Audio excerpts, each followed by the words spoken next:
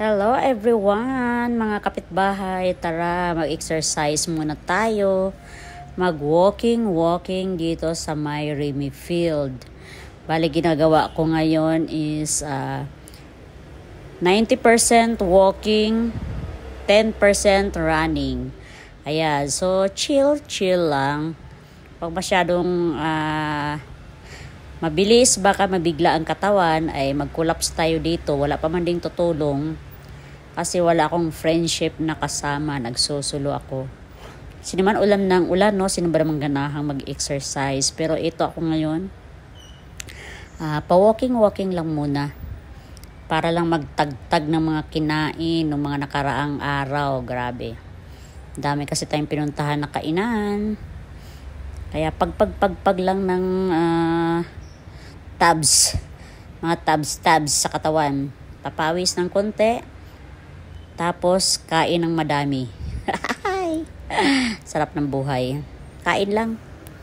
Pero wag kalimutang magpagpag ng tabs sa katawan. Alam nyo na, papawis din pag may time. Di naman kailangang todo yung pagtakbo, kundi chill. Ganun lang, basta pawisan ka lang, mailabas mo lang yung toxic. Tsaka yung mga naka-stack mong pawis dyan na hindi nailabas. Dahil nga panay naman ang ulan. Ayan, so konting papawis lang. Ayan, hindi gaano matao dito ngayon sa Remy Field kasi yung gawa nga nung panahon na bigla na lang uulan. Bigla na rin lang bubuhos yung ulan, mainit ngayon. Tapos mamaya, ayan, mukhang nag-uumpisa na nga kung titingnan nyo yung langit. Parang iiyak na naman. So, maganda mag-start talaga ng medyo aga-aga. Huwag naman masyadong maaga yung alas 3. Mga alas 4, ganyan pwede na. Kasi nga pagdating ng mga alas 5, alas 6, ayan, malakas na ang ulan. Uulan na naman. Ayan, medyo ngayon. Pero, iiyak-iyak na rin yung langit mamaya lang. Papawisan ng konti, tsaka nag-iisa lang talaga ako dito dahil wala akong sinabihan na ako ngayon mag-walking. Kaya wala akong kasama, na sa school din kasi yung anak ko. Kaya yung pinsan ko naman may mga lagnat, kaya hindi ako sinamahan. Yung aking mga friendship naman is busy din sila. Kaya ito tayo, solo muna. Ayan, masaya naman din mag-walking dito. Para pagkatapos mag-walking, uwi ka na kaagad. Hindi yung pagka-walking kain, di ba? Kasi pag may kasama ka naman talaga din mag-walking or mag-jogging dito. Pagkatapos na pagod ka, ayan, may magyayaya na naman na tara, merienda muna tayo. Magkape. Pero hindi lang kape. Minsan hindi lang kape, mapapakain ka din ng madami.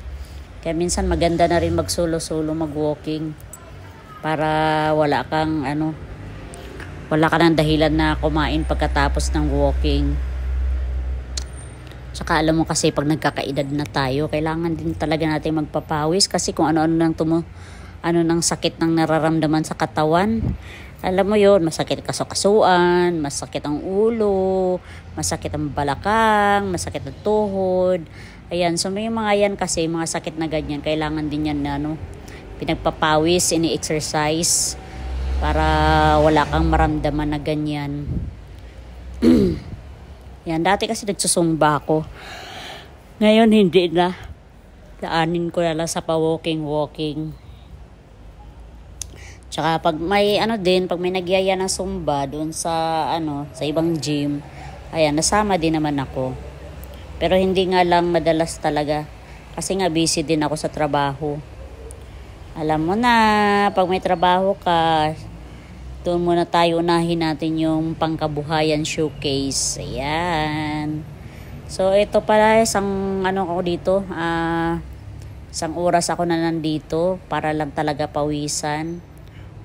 Ayan. So, 90% walking, 10% jogging. Ayan. Ganun lang ginagawa ko pagka nandito ako.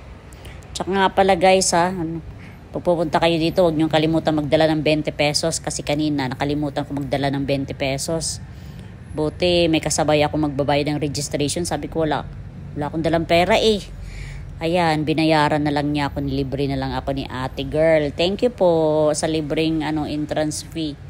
Ayan, so pag kayo ang pupunta dito, huwag niyo kalimutang magdala ng pera. Kasi may bayad. Ako naman talaga, alam ko naman talaga may bayad. Nakalimutan ko lang talaga. Niwan ko kasi yung wallet ko doon sa sasakyan. Ayan. Naalala kong bitbitin yung cellphone ko, pero yung pera ko kinalimutan ko.